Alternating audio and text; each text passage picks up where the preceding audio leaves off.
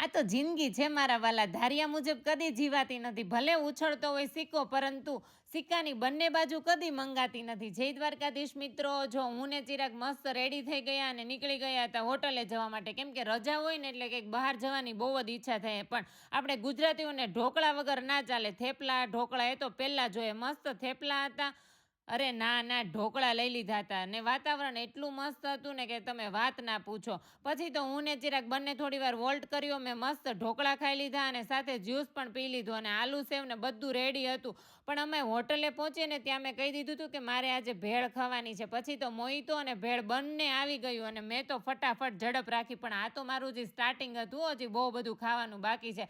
પછી તો ગાર્લિક નાન ને નત નવી અને ભાતની વેરાયટીઓ આવી ગઈ અને શાકમાં તો એટલી મસ્ત વેરાયટી હતી ને કે તમે વાત ના પૂછો. પછી મેં કીધું વિડીયો રાખો સાઈડમાં અને પહેલાં હું ખાવાનું ચાલુ કરી દઉં. કેમ કેટલા ટાઈમ પછી મને સમોસા મળ્યા અને સમોસાનો ભાવ એટલે વાત ના પૂછો હો. પછી જો અહીંયા સેમ ઇન્ડિયન કલ્ચર જ હતું. સૂઈને ઉઠીને ત્યાં તો મારા માટે ખમણી રેડી થઈ ગઈ હતી.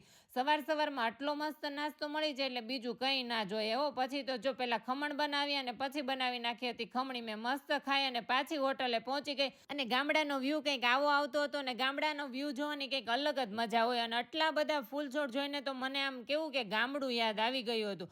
પછી તો અહીંયા તોરણ પણ બાંધી દીધા હતા અને સવારમાં મારા હાથમાં આવી ગયો કોન. હું કોન ખાઉં ને ત્યાં સુધી બધા ફોલો કરી દો. પછી તો બપોરનું જમવાનું પણ આવી ગયું હતું અને મેં મંગાવ્યું હતું મિક્સ સબ્જી અને સાથે હતું નાન. ચિરાગ કહેતા હતા કે રોટલી ખવાય. મેં કીધું ના ના, મને પણ ખબર છે બપોરે રોટલી ખાવાની હોય, પણ મને અહીંયા ગાર્લિક નાન ખાવા દો ને સાથે છાશ પણ પીવા દો.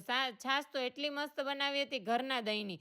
પછી તો ચિરાગ કહેતા હતા ચાલ તને સાપુતારા લઈ જાઉં. ગમે ત્યાં જાય પણ ઘરે ના આવીએ ને ત્યાં સુધી મજા ના આવે. ચિરાગ કહે કે જો સાપુતારાનો વ્યૂ આવે છે કે નહીં.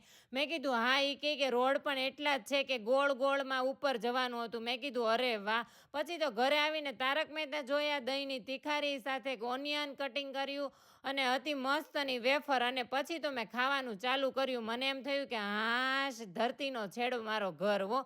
જય દ્વારકાધીશ મિત્રો. વિડીયો ગમ્યો હોય તો લાઈક કરજો, શેર કરજો અને કોમેન્ટ કરવાનું ભૂલતા નહીં.